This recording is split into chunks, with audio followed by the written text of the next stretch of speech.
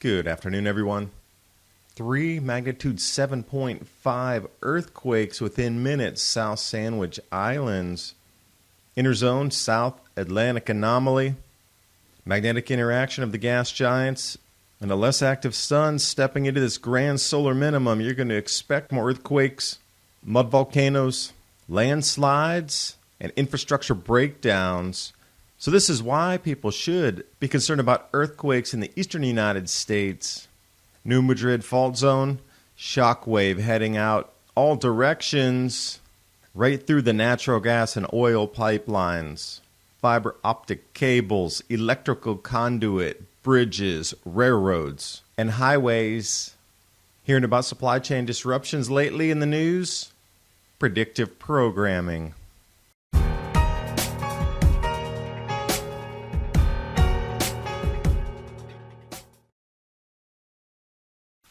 Whether we like it or not, our smartphones are data mining machines. Researchers examined 250 of the most popular apps on iPhone and Android, and they found that roughly 60% of these apps share your data with other websites and advertisers. Even weather apps were using user data for advertising purposes. The best way to avoid this invasion of privacy is through the use of a VPN. Virtual Shield is my favorite and should be used by everyone who cares about privacy. You can head over to virtualshield.com, and in the download tab, I'm going to choose Firefox. And click Install Now to add the Virtual Shield add-on. It's just that easy. And get started with your free 30-day trial. Install it, click Connect.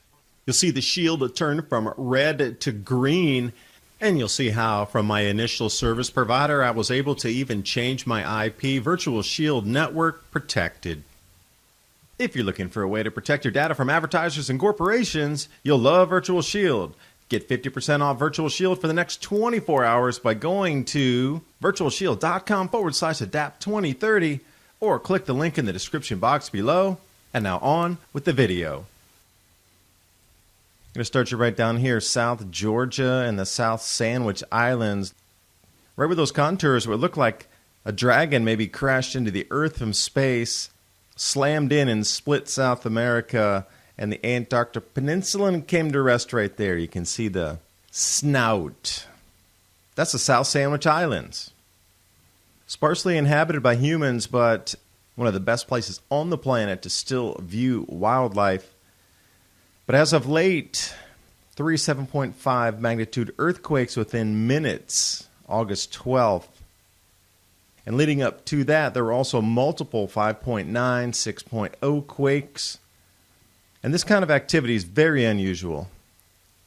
3 magnitude quakes that large, usually they dissipate the energy after such a large quake in the buildup. But the location is right in the center of the South Atlantic anomaly. Now we know with the gas giants lining up in the outer solar system and planetary alignments not seen since 79 AD, with the sun stepping down into a grand solar minimum, that there's going to be a lot of different electromagnetic effects happening through our solar system. And if you're looking at the different planets, you'll see anomalies on almost every planet across the solar system as well. So the never seen before shall become the common. And this configuration really has not been seen since 79 AD, almost 2,000 year repeat in cycle. And knowing that grand solar minimums have an increase in earthquakes, this is why people should be concerned about the new Madrid Fault Zone going off again in the eastern United States. The bullseye marks the location. But what's around that location that you might be prepared or unprepared for as things would break, snap, and crack in an instant? Real nice chart here of the crude oil, petroleum product, hydrocarbon gas, liquid, and natural gas pipelines originating from that area. And zooming in on the New Madrid Fault earthquake impact zone, you can see quite a few major pipelines running right through that, which would be broken at the exact same time that the quake started. Mississippi River ran backwards during the last instance of this, so you could expect a lot of river delay in traffic as well. And if we're looking at the crude oil trunk line system, don't have to worry about the red anymore because it doesn't seem like there's oil coming from Canada. pipeline shutdowns, but the blue, domestic origin, where would our fuel oils come from?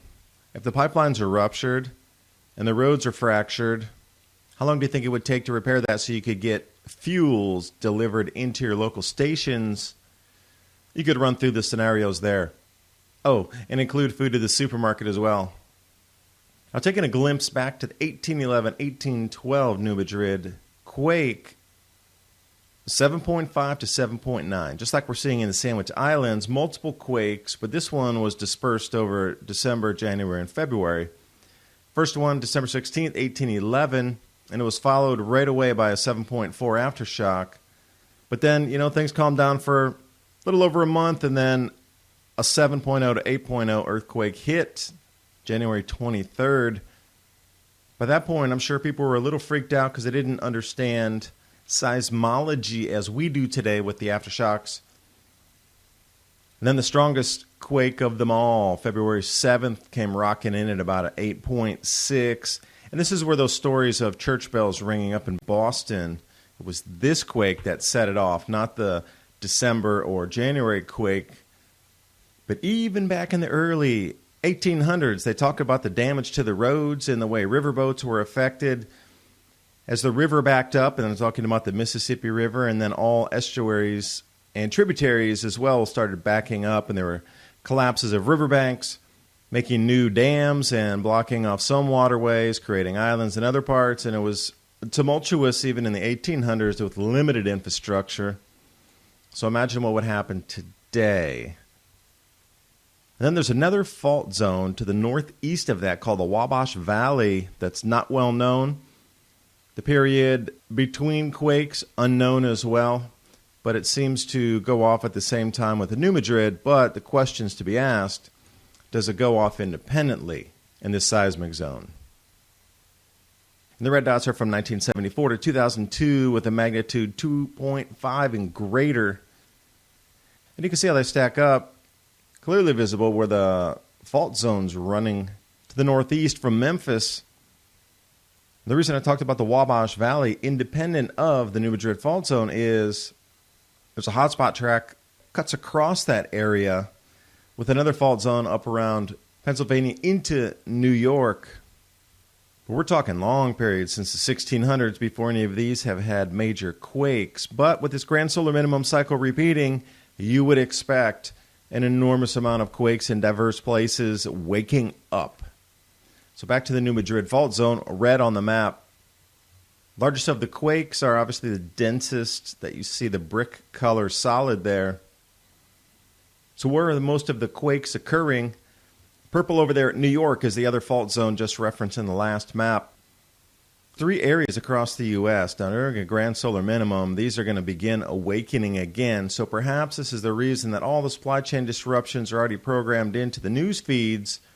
Because if there were crustal anomalies beyond the massive earthquakes, supply chains would start breaking down because non-deliverables of goods. Looking through the articles of the USGS, I came across a video put out that simulated a 7.7 earthquake in the New Madrid fault zone. But remember, the one that rang the church bells was up to an 8.6, so another full magnitude above.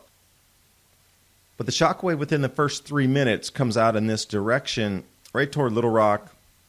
And you can see how the dispersion pattern is very condensed along that fault zone. You can even see where the dotted lines have been drawn in there by the USGS. And then moving a few minutes further, you can continue to follow the density of the shockwave right through Memphis, through the Mississippi River basin, right down into oil country. And our lives would be forever changed in a blink of an eye. So how prepared are you for emergencies just like this? Do you have any storable foods? And how long would it be before help would come after a major disaster like this? We've never experienced such a density and such a breakdown in infrastructure with a magnitude quake at 8.6 in the middle of the United States. They run the scenarios, but they're talking months before help would arrive to most cities. Long-term storable foods, grand solar minimum, food price increases, whatever's happening, you see the world changing in front of us. Give yourself the peace of mind knowing your families have storable foods, 25 years shelf life, 3-month emergency food supply, Adapt 2030, and My Patriot Supply. That link's in the description box below. It's a great way to support the channel so I can bring you more research just like this. I thank you for watching the video. Now it's time for you to get prepared. I'll see you next time.